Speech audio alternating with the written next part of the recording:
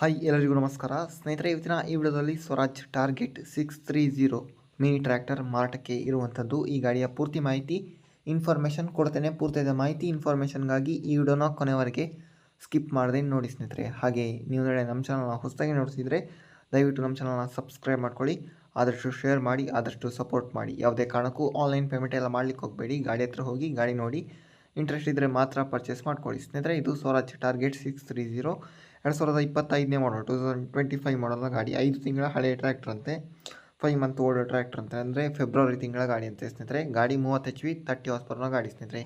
198 hours ಓಡಿರುವಂಥದ್ದು, 198 hours ಓಡಿರುವಂಥದ್ದು. Power steering ಮತ್ತು all document clear ಇರುವಂಥದ್ದು.